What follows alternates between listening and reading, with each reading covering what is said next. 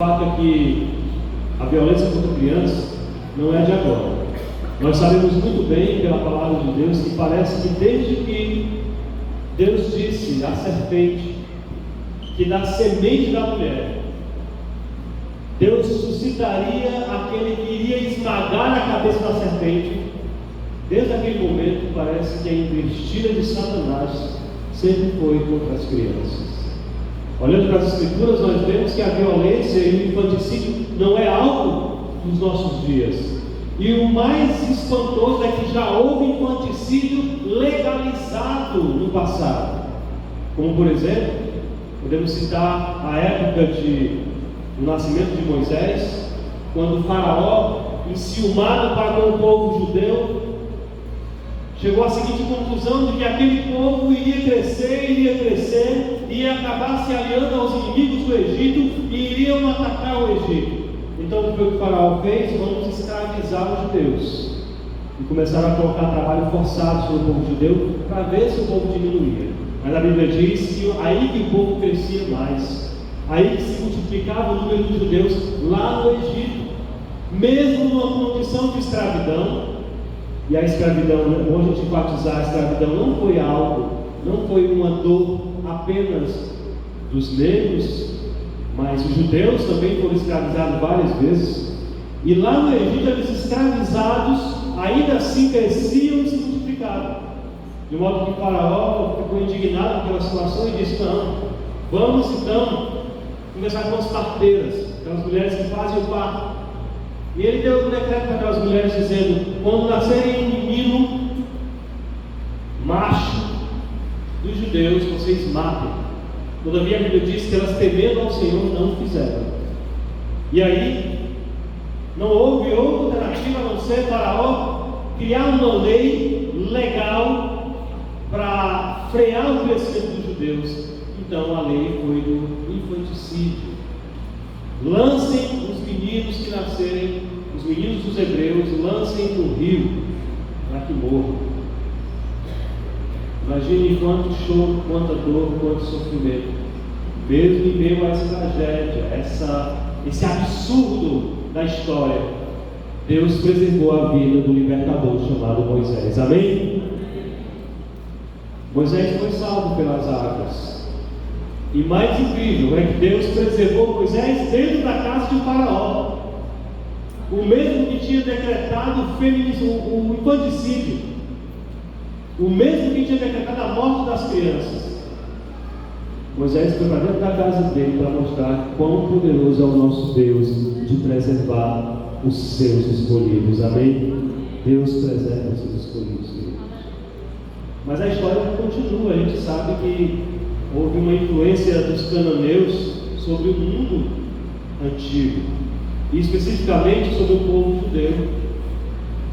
A gente sabe que o Deus dos cananeus era Moloque, o Deus do fogo, que se tornou Deus que exigia sacrifício de crianças.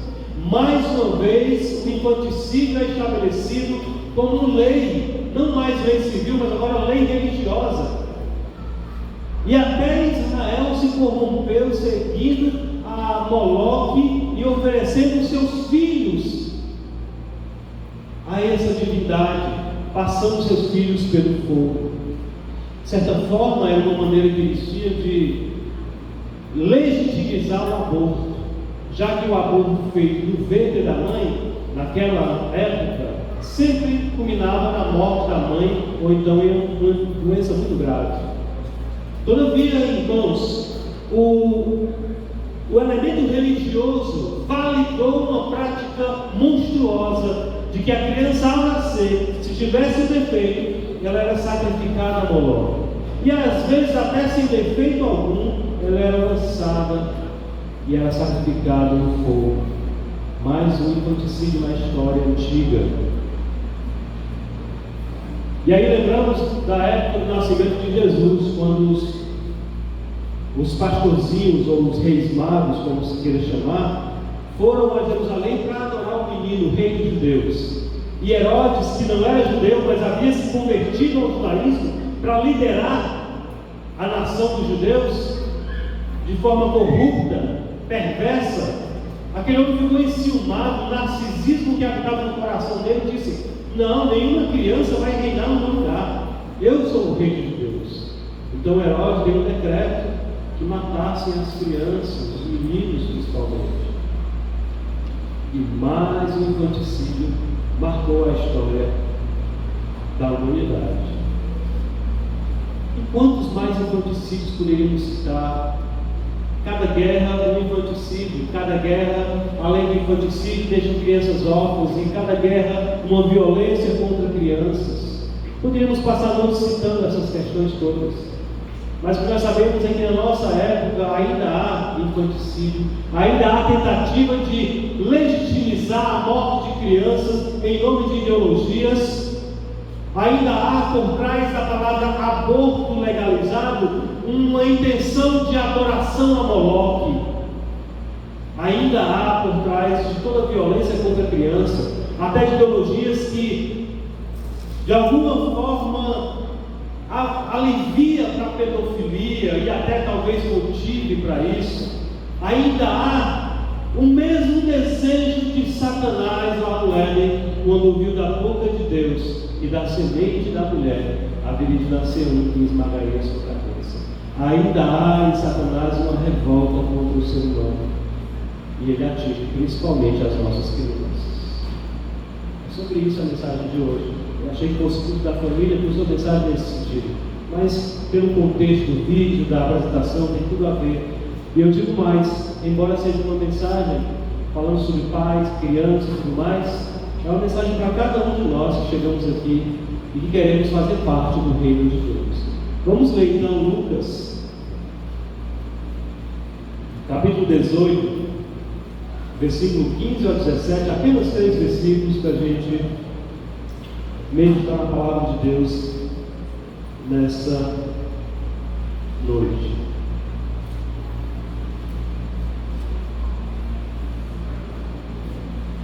Vamos ler juntos? Vamos lá? 1, 2, 3 e... Traziam-lhe também as crianças para que as tocasse, e os discípulos, vendo, os repreendiam.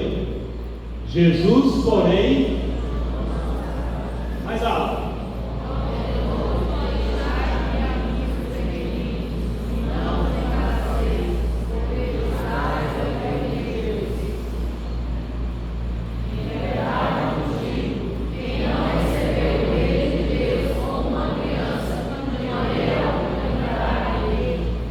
Querido Deus e Pai, essa é a Tua palavra. Nós reconhecemos a nossa incapacidade por nós mesmos. A começar por mim, Senhor, eu reconheço as minhas limitações e peço que o Senhor nos ajude a interpretar o texto e, sobretudo, aplicar o texto a cada um de nós. Essa é a minha oração em nome de Cristo. Amém. E graças a Deus. O Evangelho de Lucas foi escrito com um propósito específico. Ele não foi escrito como os demais evangelhos. Ele foi escrito com o propósito de apresentar para uma autoridade, Teófilo, tudo o que aconteceu, tanto no Evangelho de Lucas como no Atos dos Apóstolos. Todos 2 documentos da fé cristã foram escritos pelo mesmo homem, Lucas. Portanto, Lucas escreve com o objetivo de detalhar. E aí ele chama frequentemente Jesus nesse evangelho de Filho do Homem. Ele é o único evangelista que usa essa expressão várias vezes: Filho do Homem, Filho do Homem, Filho do Homem. E apresentando o evangelho do Filho do Homem, ele apresenta Jesus como aquele que era o prometido, o Messias. O Messias, segundo a tradição judaica, seria o Filho do Homem, porque seria Filho de Deus, mas encarnado e habitando entre os homens para a salvação dos judeus. Portanto, o Evangelho do Filho do Homem então traz esses detalhes do ministério de Jesus. E aqui no capítulo 18, especificamente, Jesus está subindo para Jerusalém, onde ali ele seria entregue nas mãos dos pecadores para ser morto e cumprir o seu propósito de redenção. Nessa trajetória, nesses últimos momentos da sua subida a Jerusalém, vários episódios acontecem, e alguns aqui especificamente no capítulo 18 tem a ver com a questão da entrada no reino de Deus, da justificação, da oração, Uma série de outros temas é tratado até o capítulo 18, mas a partir daqui a gente percebe que o tom da mensagem, Jesus vai trabalhar a questão da salvação. É tanto que nos versículos anteriores ele vai falar sobre o fariseu e o publicano, mostrando que o fariseu, com toda a sua arrogância, não pôde ser justificado, enquanto que o publicano, com toda a sua humildade, dizendo: Senhor, tem misericórdia de mim, que sou pecador, alcançou a dádiva da graça de Deus.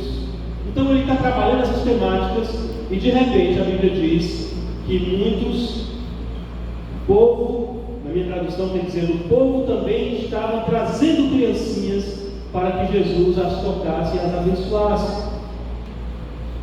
E aí a gente vê essa pequena narrativa, 3 versículos apenas nessa noite, e a gente pode entender que é mais uma oportunidade de Jesus mostrar a quem pertence o reino, quem deve ter acesso ao reino, que o reino de Deus não é exclusividade nem para os fariseus, nem para os doutores da lei, mas o reino de Deus é de livre acesso para todos que buscam de fato o reino de Deus.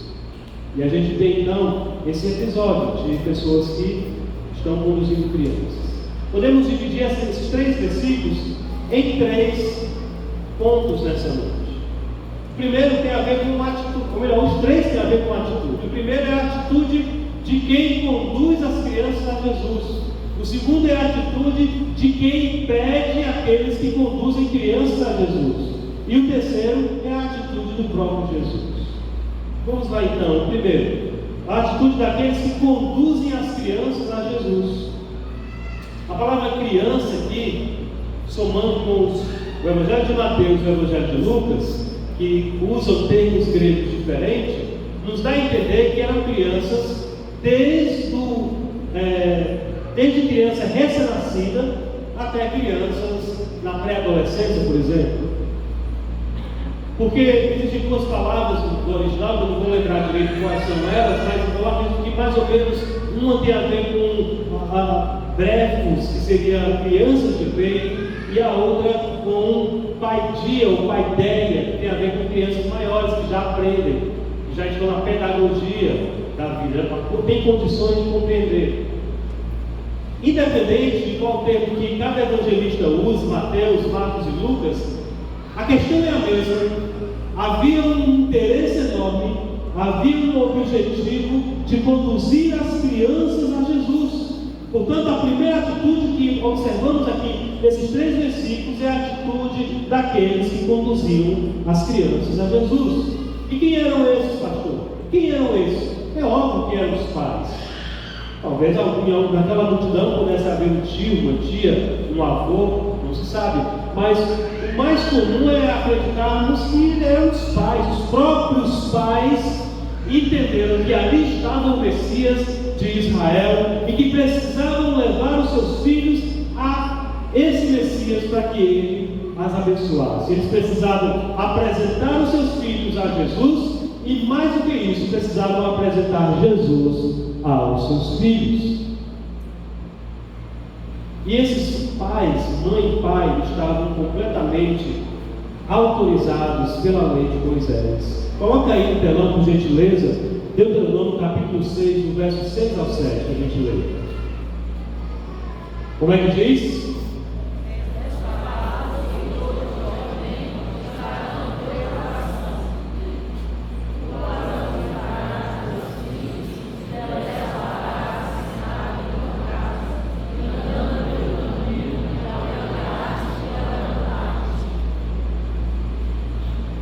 A lei de Moisés já estabelecia que era o dever dos pais, que eles não precisavam terceirizar esse serviço religioso, mas era o dever dos pais cuidar da religião dos seus filhos.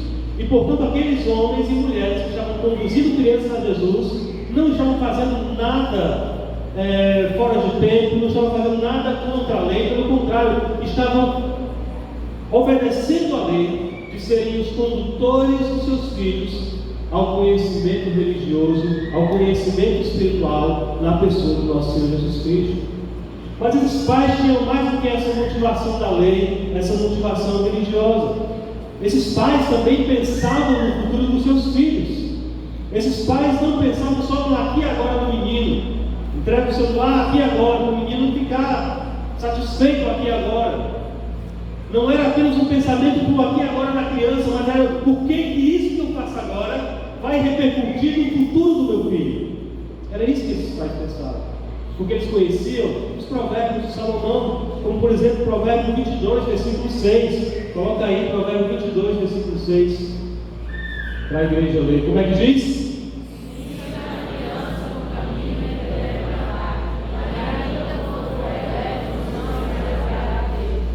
Ensina hoje, para que ainda quando for velho não se desvie dele. Eram pais que, mais do que cumprir a lei de Moisés, pensavam no futuro das suas crianças.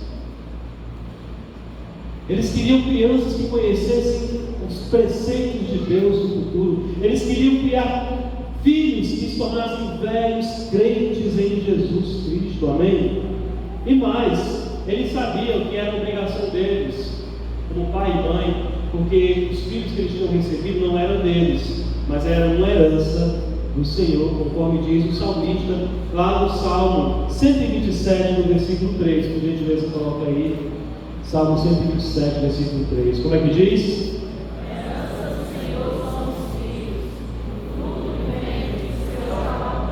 Ele sabia que precisava cuidar da herança do Senhor.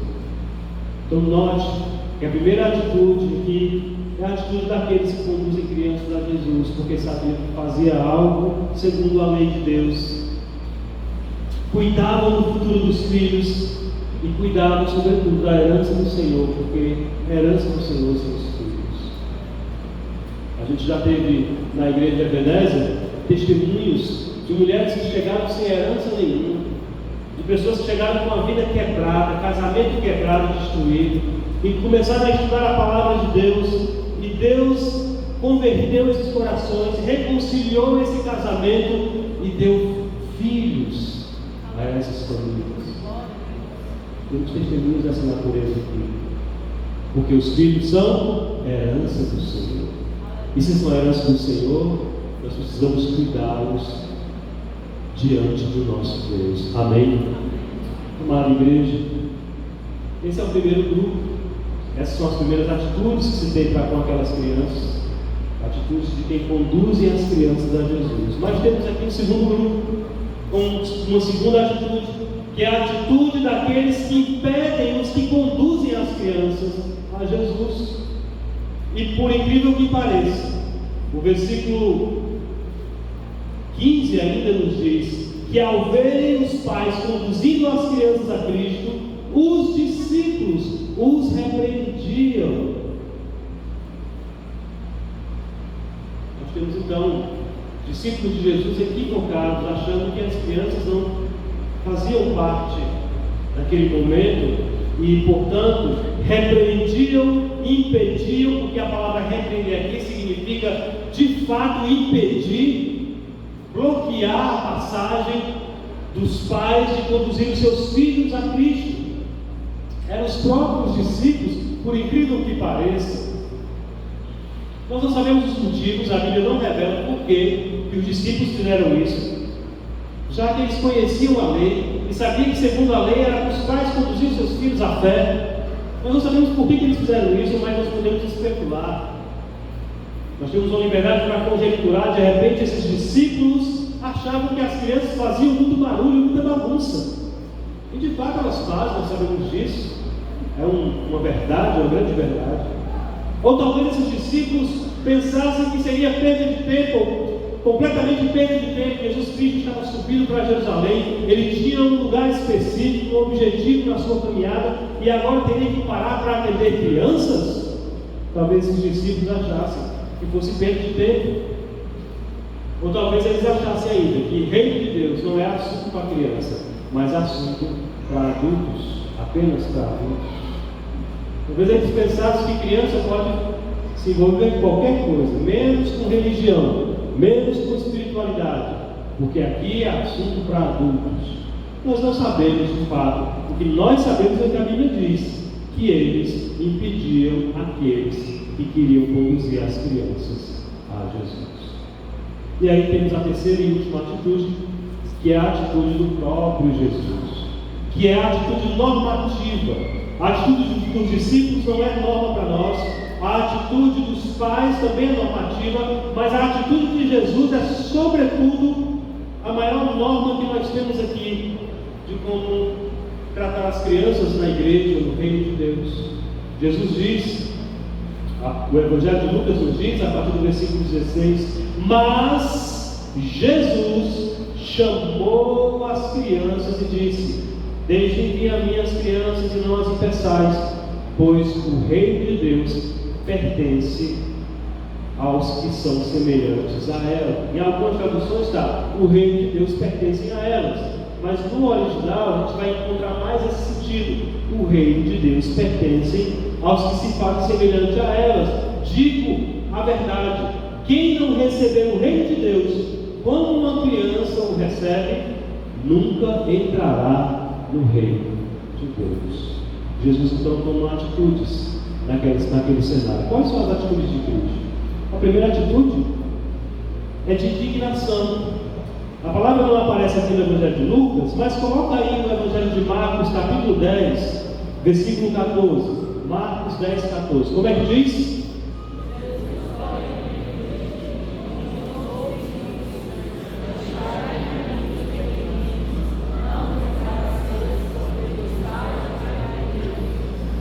Amados irmãos, a palavra indignação no original não aparece com frequência no ministério de Jesus.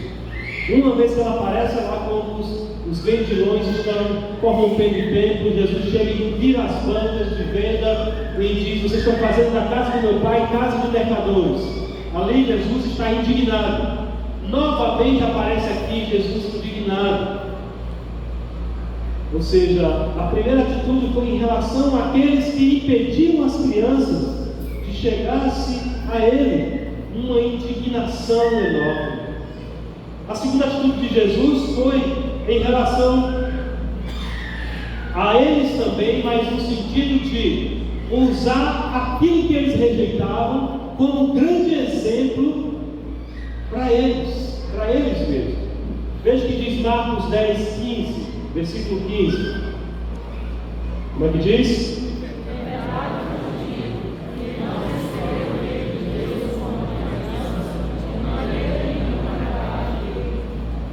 Usou agora a criança que era rejeitada como exemplo dos seus próprios discípulos e disse: se vocês não se converterem e se tornarem como essa criança, vocês não podem entrar no reino de Deus. Olha que didática de Jesus, de pegar aquilo que eles mais rejeitaram naquele momento como um modelo para eles entrarem naquilo que eles mais queriam, porque nessa trajetória o tempo todo era pessoas chegando e dizendo: mestre, o que faremos para entrar no reino de Deus?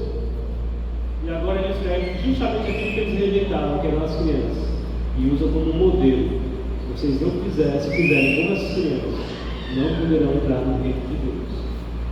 E finalmente a atitude de Jesus foi o que diz Marcos 10, versículo 16. Versículo 16 diz o quê?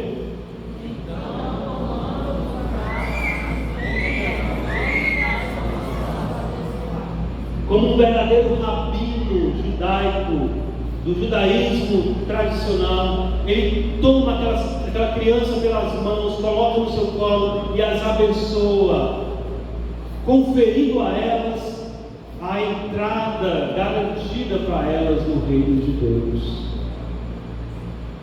Três atitudes diferentes durante esse pequeno episódio, 3 versículos apenas, mas 3 atitudes diferentes. A primeira atitude: pais que conduziam crianças a Jesus. Segunda atitude: aqueles que impediam os que conduziam crianças a Jesus. Terceira atitude: o próprio Jesus em relação às crianças e os seus discípulos. Jesus então nos ensina aqui a respeito do papel e da atitude que nós temos que ter com as crianças. Nos ensina que nós não podemos olhar a Ana Karina sendo morta de forma brutal, abusada, e achar que isso faz parte da nossa sociedade. Nós não podemos de maneira nenhuma ficar satisfeitos e indiferentes ao crescimento do infanticídio em nosso país. Nós não podemos ficar calados diante da violência ideológica e intelectual que querem estuprar as mentes das nossas crianças nas escolas com uma agenda, com uma literatura, seja com uma ideologia A ou B. Nós não podemos ficar indiferente. Nós precisamos, como cristãos, fazer aquilo que está dentro da nossa possibilidade. É óbvio, nós não iremos conseguir assumir o lugar do Estado nesse mundo, mas pelo menos aqueles que Deus nos der, aqueles que estiverem a nosso alcance, nosso papel é conduzi-los a Jesus. Amém? 3 aplicações para concluirmos nossa mensagem nessa noite. Você levar para casa 3 aplicações. A primeira aplicação é para os pais que estão nessa noite aqui. Quem é pai, quem é mãe aqui, levanta a mão, por gentileza. Muita gente. Primeira aplicação para todos nós que somos pais. Mas talvez você seja um tio que cumpre o papel de um pai, ou um avô que cumpre o papel de um pai. Independente, você que tem crianças sob a sua tutela, seja na escola onde você trabalha como professor, seja no ministério infantil, seja onde for. A primeira aplicação é para todos nós que temos autoridade sobre crianças. Certamente você, como pai, como mãe, dedica aos seus filhos o que é melhor. Pelo menos você quer. Pelo menos nós sabemos, todos nós queremos o melhor para os nossos filhos. Talvez você tenha se dedicado ao máximo para que seu filho tenha uma boa saúde, isso é louvável, uma boa alimentação, as melhores vestimentas, a melhor educação, o melhor colégio, o melhor esporte, o melhor lazer do seu filho. Mas essa noite, saia daqui sabendo, se você não está instruindo seu filho no reino de Deus, no final das contas, todo esse investimento que você faz será vão. Nós não podemos pensar nessa vida só no aqui e agora, ou apenas no futuro remoto, do que nossos filhos um dia serão aqui. Mas nós, como povo da fé, precisamos transcender o nosso amor. O nosso amor tem que ir além. Nós, como pais e mães que amamos nossos filhos, queremos ver no melhor emprego, no melhor casamento, e é bom que seja assim, mas sobretudo também deveríamos querer vê-los na eternidade com Cristo Jesus, e para isso Ele nos confiou a missão de levarmos os nossos filhos a Cristo todos os dias. Amém? Essa é a primeira aplicação dos pais nessa noite. É tarefa da mãe, do pai, essa condução. Não precisa ser uma coisa engessada, uma coisa chata. Por exemplo, na minha experiência, que não conta para ser um modelo para a sua, mas é a minha experiência só, quando meus filhos chegavam com uma pergunta bíblica para mim, eu dizia: esse livro aqui na estante, infinidade de livros lá que eu tenho, esse livro aqui na estante fala sobre isso. Eles iam ler. O Benjamin, com 10 anos de idade, já tinha lido As Confissões de Agostinho. Inteligência Humilhada, são livros acadêmicos esses, mas são livros que têm uma linguagem que dá para ele entender. E eu dizia: lê que tu vai descobrir essa resposta aí. E assim eles se viciaram em ler. O Guilherme leu a Bíblia, está lendo a Bíblia toda em um ano, eu acho que pela segunda vez, não sei, mas os meninos sempre tiveram esse fluxo da pedagogia de pai e mãe que não estabelece um dia nem uma hora, mas em todos os dias, em toda hora, como diz a palavra, no caminho, enquanto vai andando, assentado, dentro do ônibus, dentro do Uber, em qualquer canto, apareceu a oportunidade, conduz o seu filho a Jesus. Amém? Conduz o seu filho a Jesus. Não terceirize isso. O ministério infantil da Ebenezer é uma bênção e vai continuar sendo, mas em primeiro lugar, esse é o seu papel. Conduz o seu filho a Jesus. Nós não podemos garantir, nós que moramos aqui no estado do Ceará, na Calcaia, não podemos garantir a eternidade dos nossos filhos. Infelizmente, não podemos garantir 100%. Fazemos o tudo para garantir certa medida, mas não podemos. Nós temos um caso desse e descobrimos que somos impotentes diante da violência do nosso estado, da nossa cidade. Nós não podemos também garantir que o nosso filho vai ter uma educação isenta de ideologias. Não podemos. Mas nós podemos garantir que os nossos filhos serão conduzidos a Cristo. Porque o Senhor Deus nos chamou e nos instruiu com a sua palavra. E a palavra dele não é coisa só para adultos, é principalmente para os pequeninos, porque deles pertence o quê? O reino de Deus. Você tem um poder enorme na sua mão, mais do que a Secretaria de Segurança Pública, mais do que o Estatuto do Adolescente, Secretaria de Adolescente e Criança, ou qualquer outro órgão público. Você tem um poder enorme, porque Jesus diz que podem matar o nosso corpo, mas não podem tocar na nossa alma, amém? Não podem tocar. Se nós instruirmos nossos filhos a Jesus, nós de fato estaremos fazendo algo que transcende. O nosso amor vai transcender as coisas desse mundo. A segunda aplicação é para a igreja. A segunda aplicação é para a igreja. Se os discípulos de Jesus Cristo, naquela época, se equivocaram e impediram as crianças, colocaram um tropeço para que as crianças chegassem até Jesus, nós também, em algum momento da história, podemos cometer esses equívocos. E um dos equívocos que cometemos hoje é afirmar que as crianças são a igreja do futuro. Não, nós sabemos disso, já que as crianças são a igreja do presente e precisam ser cuidadas no presente, no aqui e agora, para que no futuro ainda tenha a igreja evangélica Ebenezer no Metrópole, amém? É esse ministério aqui, ó. Daqui a pouco vai todo mundo aqui passar. Quando o Guilherme estava me mostrando, me chamou, tarde da noite já, vai ver aqui um vídeo aqui de 1896, quando assim que saiu a câmera de filmagem, teve uma pessoa que reeditou esses vídeos, otimizou e colocou em 4K. Não tem mais ninguém ali, nem os ossos, está com pó. Aquela geração passou, mas tinha gente saindo de igreja, entrando em trem, entrando em a evolução da humanidade. Quantas gerações já se passaram? É só a gente olhar para os nossos avós. Quem eram os pais dos nossos avós? Sabe o nome do pai do seu avô, da mãe da sua avó? Talvez alguns aqui saibam. Levanta a mão quem sabe o nome da sua bisavó aí, levanta a mão. Quem sabe o nome da avó da sua bisavó? Foi um dia desse, mas já passou. Nós somos do sangue e nem sabemos o nome. Vai passar essa geração e só faz sentido a gente trabalhar como igreja para a pequena geração que está aqui hoje. Os nossos pequeninos precisam ser instruídos na palavra de Deus, como a igreja Ebenezer tem feito durante 20 anos nesse lugar. Então a segunda aplicação é para a igreja. Muito cuidado para não cair nos equívocos dos discípulos de achar que as crianças atrapalham, que as crianças fazem bagunça. Na quarta-feira aqui fica mais vazio um pouco. De vez em quando eu vejo a mamãe correndo, de vez em quando eu vejo os cabelos da Iane passando para lá, atrás da Ayla, os cabelos da Luana passando para o outro lado. De vez em quando a gente vê o cabelo das mães passando, mas é preferível que as mães estejam correndo aqui atrás dos filhos, fazendo barulho, inclusive, do que estando longe de Jesus. Deixai vir a mim os pequeninos, porque deles é o reino de Deus, amém? A igreja está aqui para acolher essa criançada, com suas mães, com seus pais. Estamos vendo um crescimento, um diagnóstico absurdo de problemas psíquicos, como o autismo, por exemplo. Não importa, é melhor que estejam na igreja do que estejam sendo conduzidos pelo príncipe desse mundo, pelo espírito que habita nessa sociedade.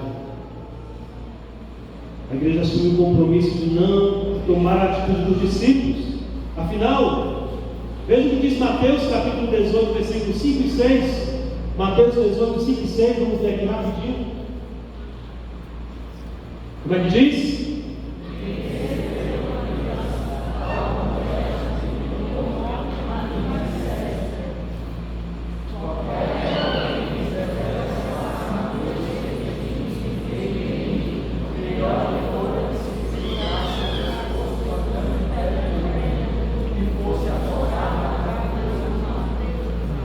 A igreja não pode fazer tropeçar os pequenos, pelo contrário, ao recebê-los, ela recebe Cristo. É a palavra de Cristo. Nós recebemos Cristo quando recebemos os pequeninos que Cristo conduz à sua igreja. A igreja, então, está sendo chamada a entender que a criança faz parte do reino de Deus, que o reino de Deus é para a criança, sempre foi, não é algo do Novo Testamento. Não é algo do Novo Testamento. Vem desde sempre. Vamos ler Deuteronômio 31, versículo 12 e 13. Deuteronômio 31, versículo 12 e 13, como é que diz? Podem ler.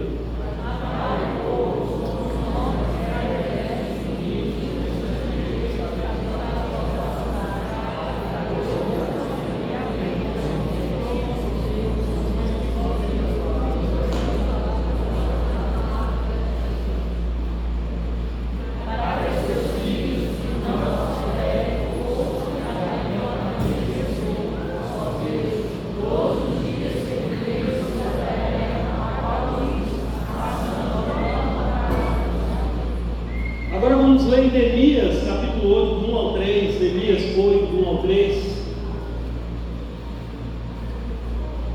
Pode ler bem alto.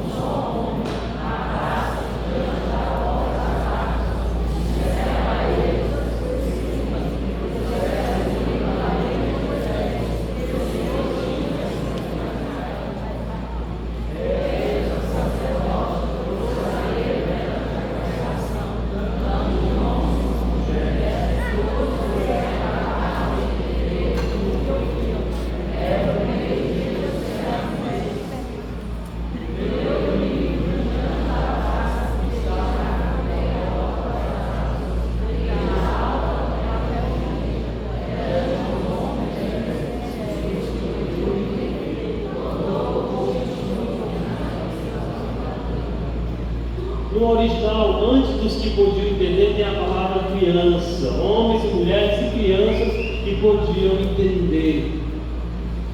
Todos foram trazidos desde o nascer do sol até o meio-dia para o quê? Ouvir a palavra. Teologia é coisa de criança, é coisa para criança, na verdade. Não é só para adultos. E o que as professoras fazem no Ministério Infantil é teologia na perspectiva da criança, com uma didática para a criança, mas não deixa de ser teologia bíblica, porque é mandamento de Deus.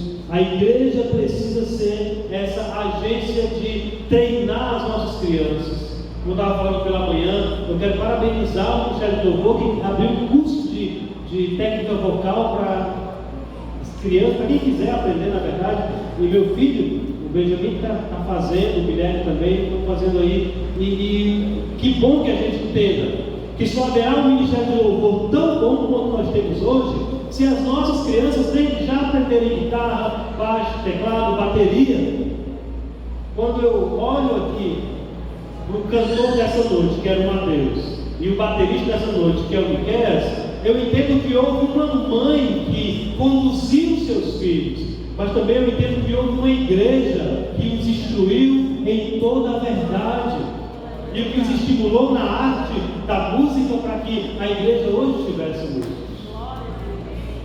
Nós sabemos que o Elon não está mais aqui, o Elon teve que seguir o caminho que propôs no coração para ir, mas pessoas foram instruídas e o ministério continua agora. Essa criançada que estava aqui cantando agora há pouco precisam ser cuidadas pelo Ministério de Louvor. Eu estava falando no almoço de manhã que a diaconia devia pegar um dia a criançada e trazer para lavar o banheiro, lavar a igreja com muito cuidado, é claro, porque hoje logo depois do culto pela manhã, a Suzana, filha da minha irmã, minha sobrinha, achou um escorpião na porta. Época de chuva é normal. Achou um escorpião na porta do banheiro das meninas ali.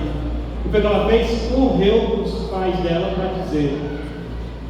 É preciso a gente entender que a igreja foi chamada para cuidar das crianças, instruir as crianças, para que elas sejam de fato o serviço da igreja de Deus no futuro, amém? Terceira e última aplicação. Então a primeira é para os pais, a segunda é para a igreja. Cada ministério cuide das crianças da igreja, treine elas nos seus ministérios para que tenhamos esses ministérios no futuro. A terceira e última aplicação para a gente concluir nessa noite a nossa mensagem. Ela vai para você que talvez esteja pensando que essa mensagem é só para pai e mãe ou para criança. Essa mensagem é para todos nós, porque Jesus pega aquele episódio e converge toda aquela situação para mostrar algo que é para todo ser humano. Não importa se você é criança, adolescente, jovem, adulto, idoso, só entra no reino de Deus quem o receber como uma criança. Amém? Repita comigo. Só entra no reino quem recebê-lo como uma criança. Essa mensagem é para todos nós, então. É para todos nós. Veja o que diz Mateus 18, versículo 2 e versículo 3. Outra linguagem aí. Mateus 18, 2 e 3. Como é que diz?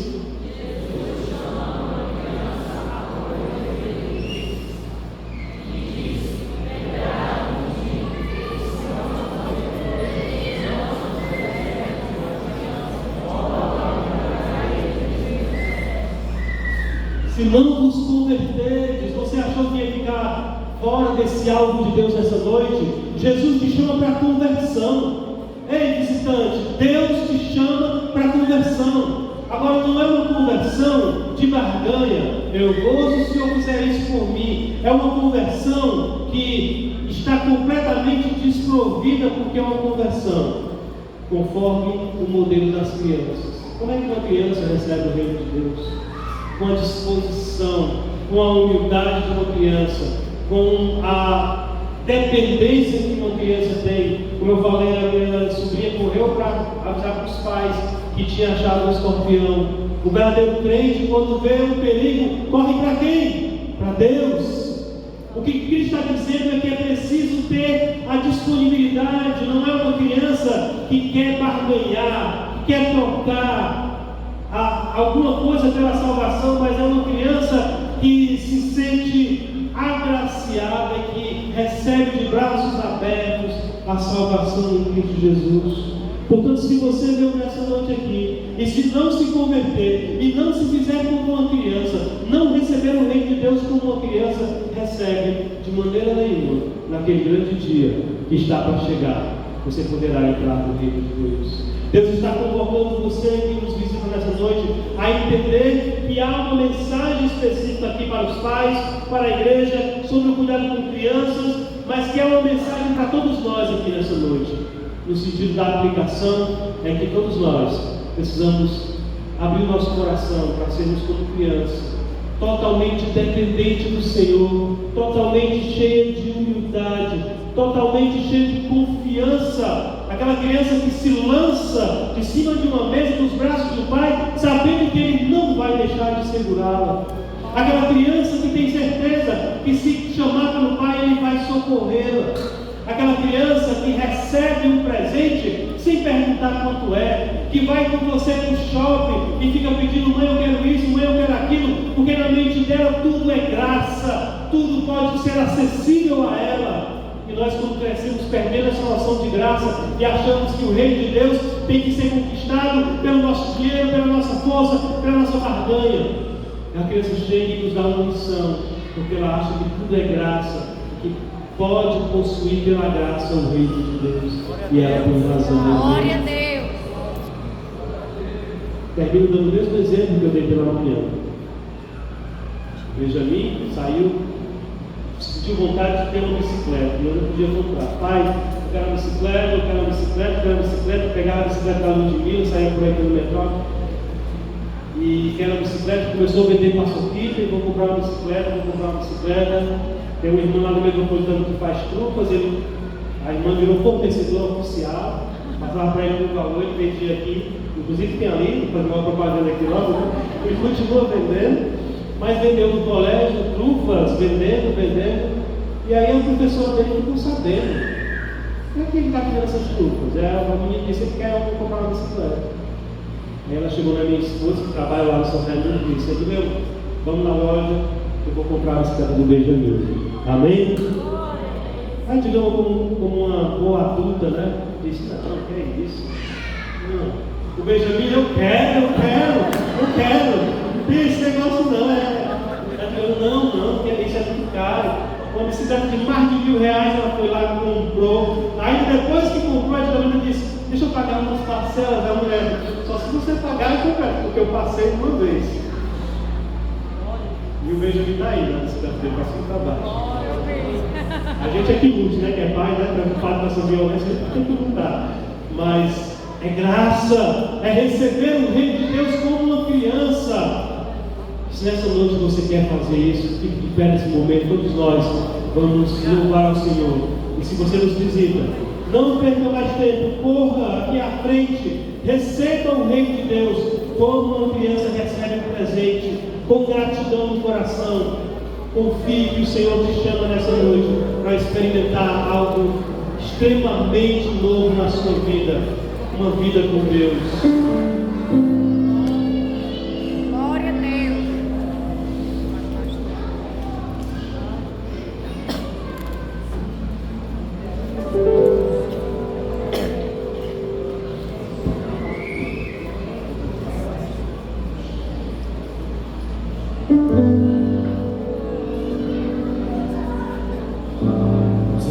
Senhor Jesus, nós oramos. Aleluia.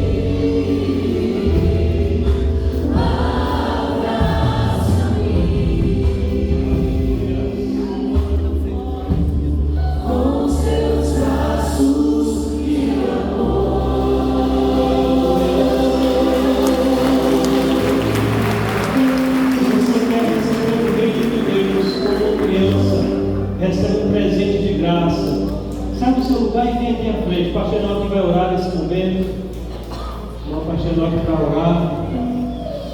E você pode vir à frente aqui, dizer: eu quero esse presente chamado Reino de Deus. Eu quero entrar no Reino de Deus. Você pode vir sem nenhuma timidez, mas crendo que aquele que colocou as crianças em seus braços também pode colocar você nos braços da salvação eterna. Amém, irmãos?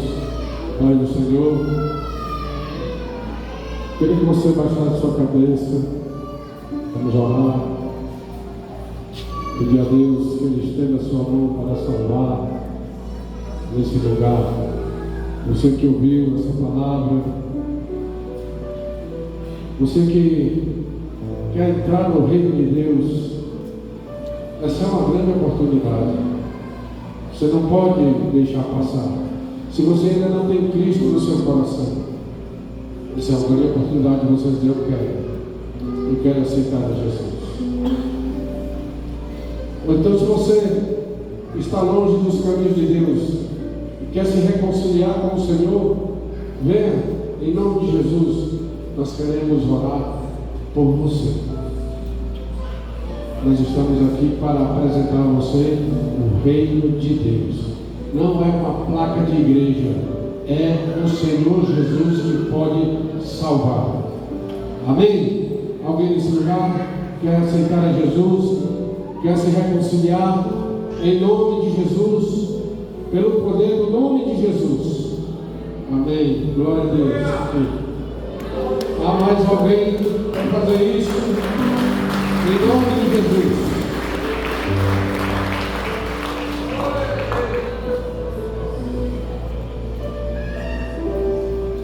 Cadê a juventude dessa igreja aqui para abraçar essa jovem? Mas alguém quer aceitar a Jesus ou quer se reconciliar com o Senhor? Entenda isso, meus irmãos.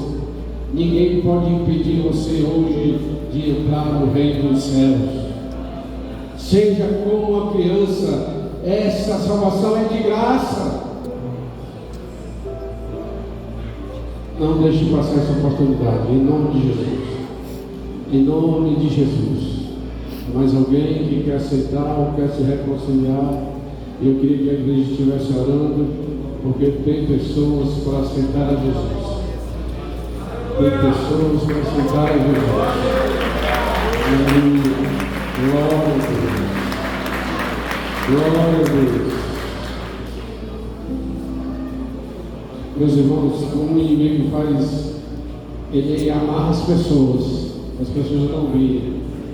Mas eu quero dizer para você que nosso Deus é maior que está em nós, do que está no mundo. E Ele está aqui para ser anunciado, para salvar. Em nome de Jesus. Amém. Glória a Deus. Glória a Deus. Louvado seja o teu nome, Senhor. Digo você, quando você quer mesmo da igreja, quando eu digo ore, porque a batalha é grande. Até chegar aqui na frente é uma distância grande. E o inimigo impede que você vir. Mas nós estamos aqui para anunciar o reino de Deus e a sua salvação. Enquanto é tempo, corre, meu irmão, aceita Jesus.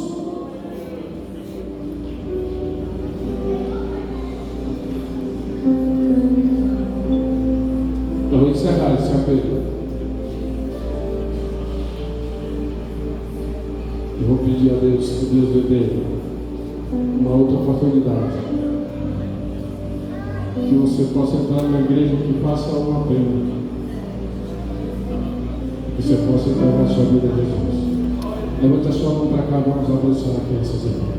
Pai, em nome de Jesus, pelo poder que há no teu sangue, Senhor, nós queremos nessa hora te pedir a tua bênção sobre esses irmãos que aceitaram a Cristo nessa noite. Meu Pai Celestial, escreve esses nomes no livro da vida, Senhor. Apaga as transgressões que o teu poder, a tua graça encha o coração dessas pessoas, que elas agora possam olhar firmemente para Cristo Jesus, que é o Senhor, que é o autor da nossa salvação.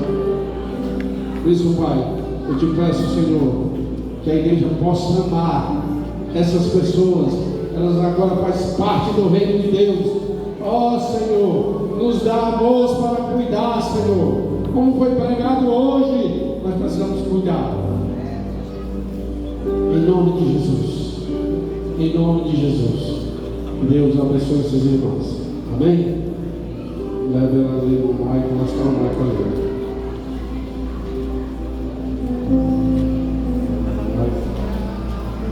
Glória a Deus.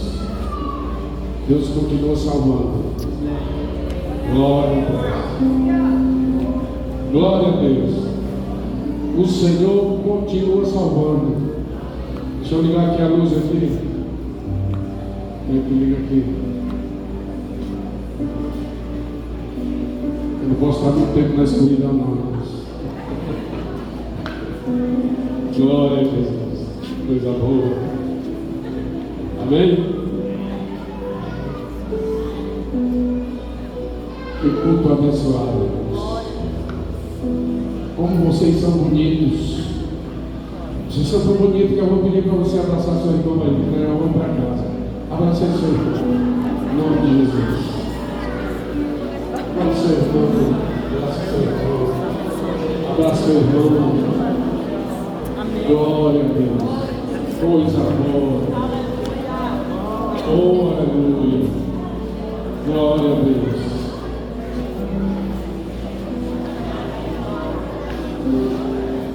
Quem não foi abraçado aí, levanta a mão. Eu não foi.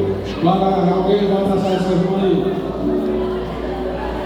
Em nome de Jesus. Alguém que você ser abraçado, levante a mão que eu vou mandar. Em nome de Jesus. Amém? Deus deu uma semana abençoada, poderosa, cheia de vitória. Que o Senhor abençoe o teu lar, dê saúde, prosperidade, provisão na tua casa, em nome de Jesus.